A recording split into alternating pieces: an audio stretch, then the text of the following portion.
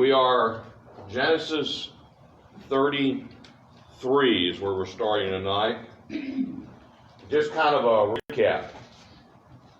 And we've gone through, of course, the creation, the flood. Then you get into the patriarchs, Abraham, Isaac, which you had a little bit. And then we're on Jacob.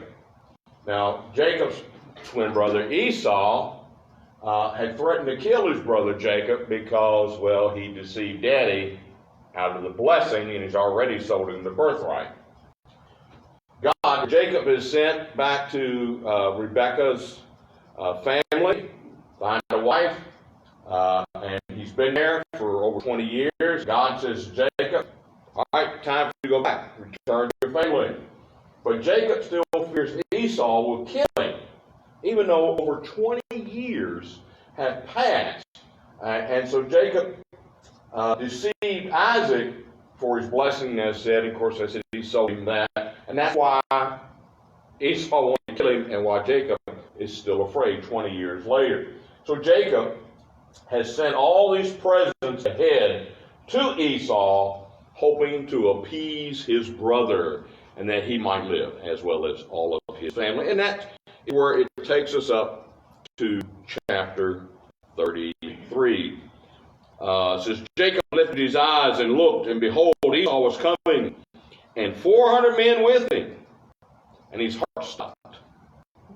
So he divided the children among Leah and Rachel and the two maids. Notice the order in which he puts the wives and children, so that if something happens, like Esau is mad and he starts taking lives, these are who he starts with. He put the maids and their children in front, and Leah and her children next, and Rachel and Joseph last. Who does he love the most? And Joseph is his favorite son. But he put himself ahead of them, and bowed down to the ground 7 times until he came near to his brother. Now, when he bowed, when I've read, he would be bowing kind of like this, not all the way down, but just bowing with this perpendicular to the land, doing it 7 times. 7 is the perfect number in the Bible, and it is a way of paying great respect, in this case, for his brother Esau. So Esau sees him, ran to meet him, and embraced him, and fell on his neck and kissed him, and they, both of them, wept. Jacob lifted his eyes and saw the women and the children. Esau lifted his eyes and saw the women and the children, and said, Who are these with you? So he said, The children whom God has graciously given your servant. Then the maids came near with their children, and they are bowing down. Leah likewise came near with her children, and they bowed down. And afterward, Joseph came near with Rachel, and they bowed down. Notice Joseph is listed before Rachel. Verse 8, he said, What do you mean by all this company which I have met? And he said, To find favor in the sight of my Lord. But Esau said, I have plenty, my brother. Let what you have be your own. Jacob said, No, please. If I have found favor in your sight, then take my present from my hand. For I see your face as one sees the face of God, and you've received me favorably. Well, he's really playing up Esau as the face of God when he gives him that comparison. Verse 11 says, Please take my gift which has been brought to you, because God has dealt graciously with me, and because I have plenty. Thus he urged him, and he took it. He left with nothing, he come back with more than enough. Verse 12, Esau said, Let us take our journey and go, and I will go before you. But he said to him, My Lord knows that the children are frail, and that the flocks and herds which are nursing are a care to me, and if they're driven hard one day, all the flocks will die. And that's what you call an over-exaggeration. He's making a point. I'm not following you. 14, he says, please let my Lord pass on before the servant, and I will proceed at my leisure, according to the pace of the cattle that are before me, and according to the pace of the children, until I come to my Lord in Seir. Now, that's Edom. That's the country that was located below Israel, and Esau was basically the founder of that country. Esau, verse 15, said, please let me leave some of the people who are with me. He said, what need is there? Let me find favor in the sight of the Lord. So Esau returned that day on his way to Seir, Edom. Jacob journeyed to Succoth, which is still on the eastern side of the Jordan River, and he built for himself a house, and he made booths for his livestock there. The place was named Succoth, which means booths. Now, he didn't really build, a stick-built house like what we might have, but he took and built more of a lean-to for himself as well as for the animals. Verse 18, Jacob came safely to the city of Shechem. So now he's crossed over the Jordan, because Shechem is in kind of what it would be northern part of Israel. It's in the land of Canaan, which he came from Paddan Aram, and he camped before the city. He bought the piece of land where he had pitched his tent, and the hand of his sons, Hamor, Shechem's father, for 100 pieces of money. So he actually purchases a piece of land or property in the land of Canaan, which God has promised to give them. Verse 20, then he erected there an altar and called it El Elohi Israel, meaning a mighty God is the God of Israel. A mighty God is the God of Israel. El Elohi Israel. I said El, every time you see that, like you can see the El at the end of Israel, in Hebrew means God. So some of the name, when translated, is going to be God, as you see is there. Going down into chapter 34. Now, chapter 34 is kind of a sidestep or a side note, you might say. It doesn't really need to be in the Bible to affect the story of Jacob and on, but yet it is there. Gives us a glimpse into the life of that day and into the life of Jacob and his sons. So, in this case, his daughter. Dinah, the daughter of Leah, whom she had born to Jacob, went out to visit the daughters of the land. Now, I have a book. It's known, the writer was Josephus. He lived probably around the time of Christ, time of Paul, and he was essentially a historian. And in his book, he refers to this. It says it was more like a festival that the Canaanites were having. And that Dinah went to the festival. So she's there at the festival. Verse 2, Shechem, the son of Hamor, the Hivite. Remember, there's Canaanites, Hivites, Amorites, Jebusites, and some otherites. They're all descendants of Noah, but are the ones that God said, I'm going to remove from this land and give it to you. He told that to Abraham. So the son of Shechem, Hamor the Hivite, the prince of the land, he saw her, he took her, and he lay with her by force. He raped her. Now, I didn't know until I looked. My own footnote in this Bible says, how old do you think she was? 14 or 15. Yeah.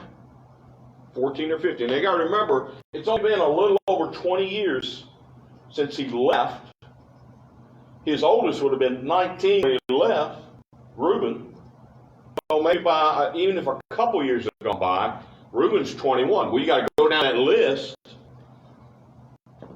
She's 14 or 15 years old. And she's raped. I have a 14 and a 15-year-old granddaughter. No. Verse 3, he was deeply attracted to Dinah, the daughter of Jacob, and he loved the girl, and he spoke tenderly to her. So, you see the oxymoron? He rapes her, but he speaks tenderly to her. He wasn't in love, in my opinion. He was in lust. Verse 4, so Shechem spoke to his father Hamor, saying, get me this young girl for my wife. Now remember, they might have had more than one wife, so he could have already been married, or she might be his first. We don't know how old Hamor was, or Shechem was.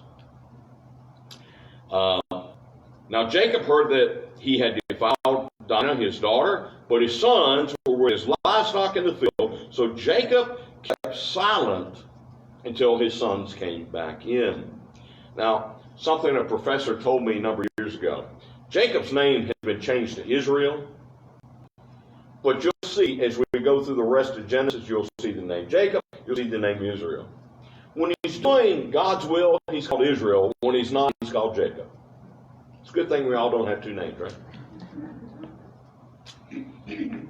So, being smart, Jacob does wait for his sons to come back in. Then Hamor, the father of Shechem, went out to Jacob to speak with him. Now the sons of Jacob came in from the field, and they heard it. Daddy probably told them, or somebody did. And the men were grieved, and they were very angry because he had done a disgraceful thing in Israel by lying to Jacob's daughter. For such a thing ought not to be done.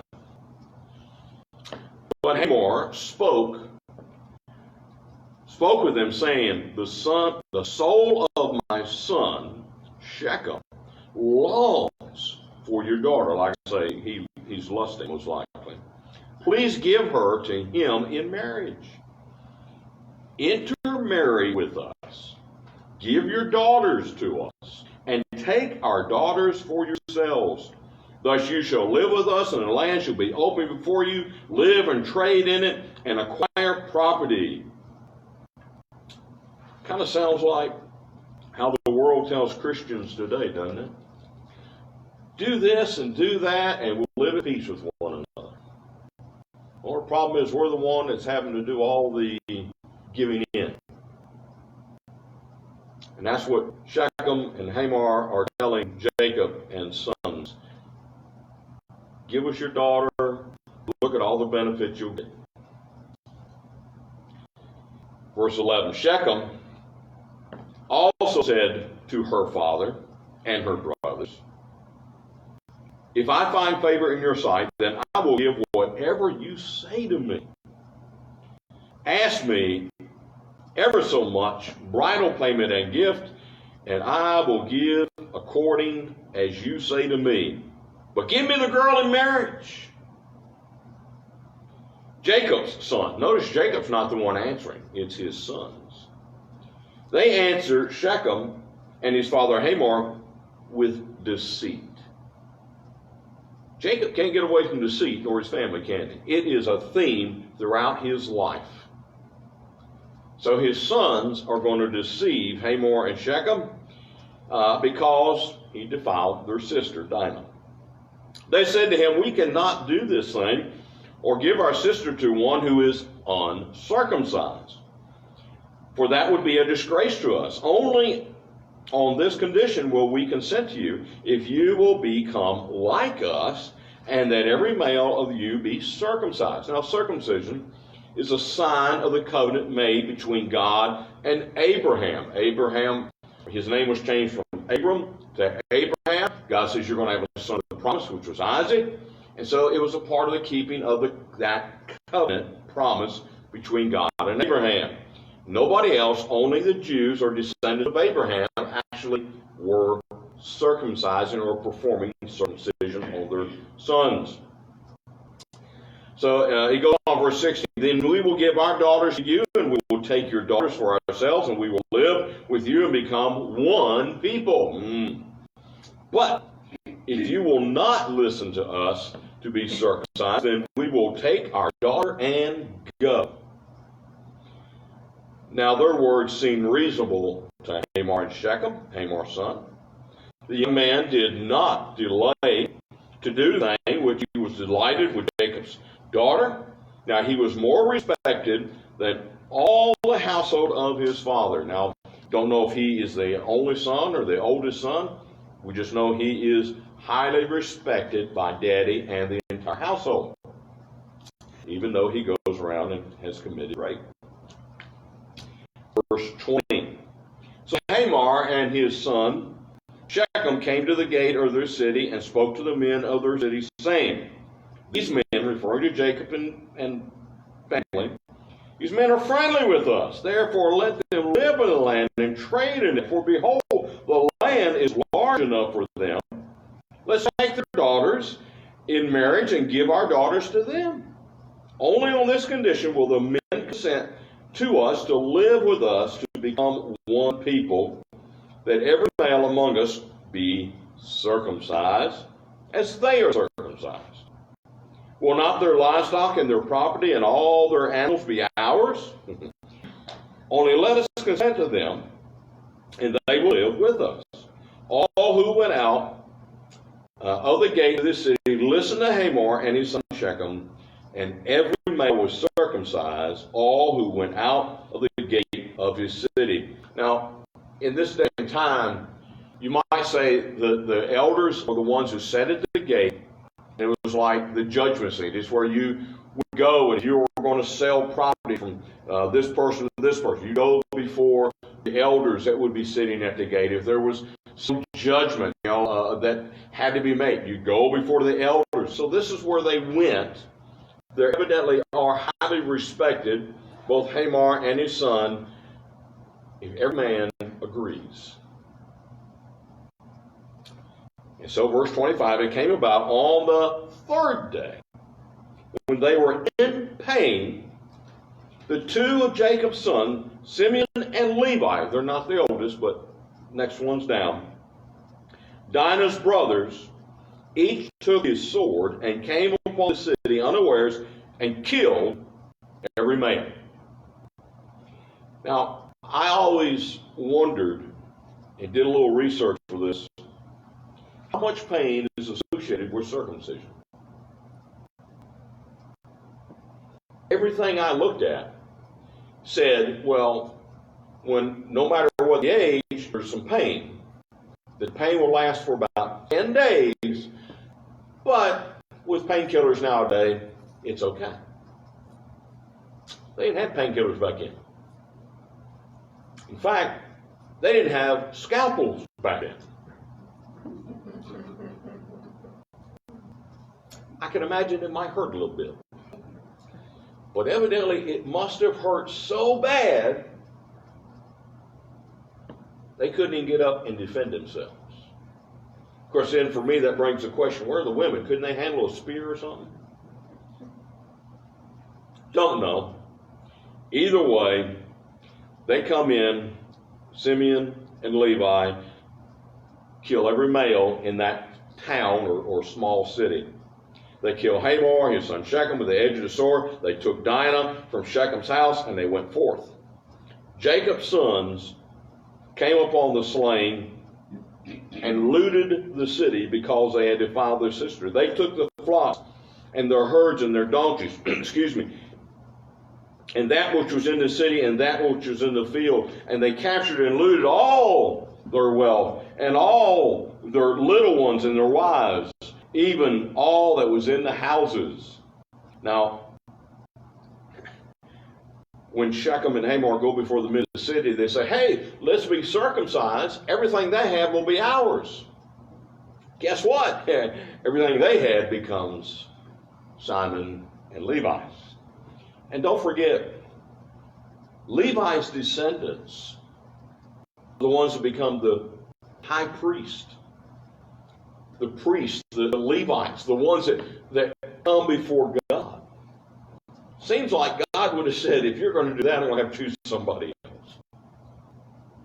Either way, we know the future, they didn't.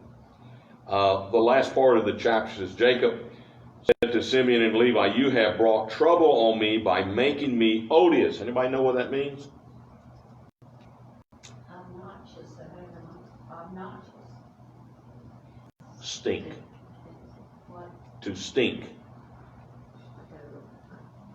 Odious. An odor, I guess. But it basically means to stink. And if you read it that way, by making me stink among the inhabitants of the land, among the Canaanites and the Perizzites, my men, being few in number, they will gather together against me, attack me, and I shall be destroyed, I and my household. Jacob's got a good point, right? Here's Levi and Simeon's point. Should they treat our sister as a harlot? Dad, you didn't do anything. So that's their point. Who should have won that argument? Simeon and Levi or Jacob? Too wrong, don't make a right. Absolutely. Daddy should have done something, and the sons should not have done what they did. I guess I think about rape is real. I don't know anything about it personally. None of my children or daughter or granddaughter to date have had to deal with that, but it happens all the time to all kinds of people. But there were killings going on during this time. Oh They yeah. had to conquer the land. And so, I mean, I think Jacob was a little weak, but I didn't Yeah. get along with it. It kind of seems like if he knew nothing about what his two boys were going to do, he was, doing like his. Because remember, I think Reuben's the oldest, and then Simeon, and then Levi, and then Judah. And of course, it goes on down the line. What do siblings do? Daddy, guess what they're going to do, right? Yeah, they're going to tattletale. So for Jacob to not know what they did, plus Jacob doesn't just have his sons. He has a lot of servants. He could have taken his servants. He didn't have to wait for his sons to come back in. He could have gathered all his servants. He could have gone to him. He could have taken his daughter. He could have demanded punishment before the men of the city for what he did because he raped his daughter. The proper thing would have been for Shechem to come to Jacob with his dad and say, I'm in love with your daughter. I want to marry her. But he took it. Remind you of anybody else in the Bible who did something similar? King David? Woo, she's good looking. Let's bring her up here. Let's have a little talk. Make matters worse. She becomes pregnant. And then he says, well, maybe we can trick the daddy or her husband into thinking it's his. But he's a better man than David. And so what's David do? He plans his death.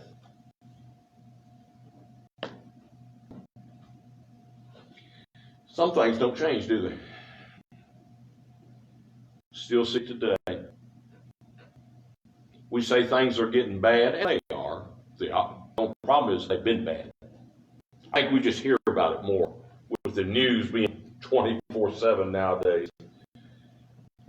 And they're looking for something to report. I don't care what channel. If you put it on a 24-hour news channel, this hour you're going to hear this group of stories. And unless something happens, the next hour you will hear them the same way, but somebody else is going to say it their way. I can't watch the news for so long because it's the same thing over and over and over and over.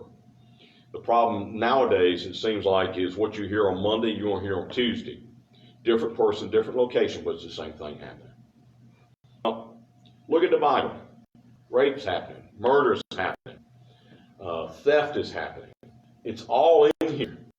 And people say, I don't want to believe that thing. It's nothing but a group of stories. Well, if it was stories, and it's all meant, the Old Testament meant to lead to Jesus, then you got the Gospels that are about Jesus, and then from Acts 4 about the church and what God has done through the Holy Spirit. Why would he put stuff like that in the Bible? Why would God bother to write about it? It's true. Because it's real. Because it's what has happened.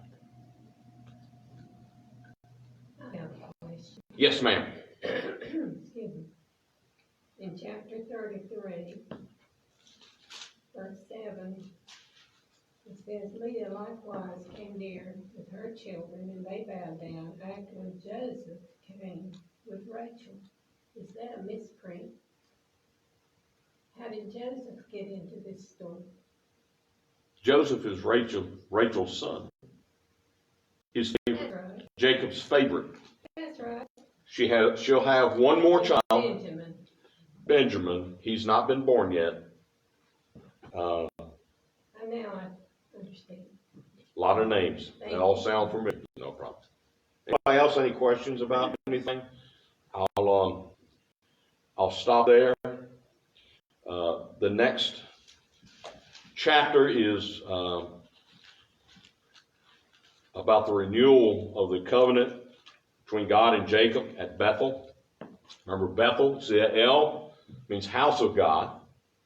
And then you get into a little bit more, and we're going to soon get into Joseph and the coat of many colors and some Ishmaelites traveling to Egypt. He ain't hitchhiking, but his brothers are going to send him that way. So, all right, like I said, we'll stop right there. All right, as far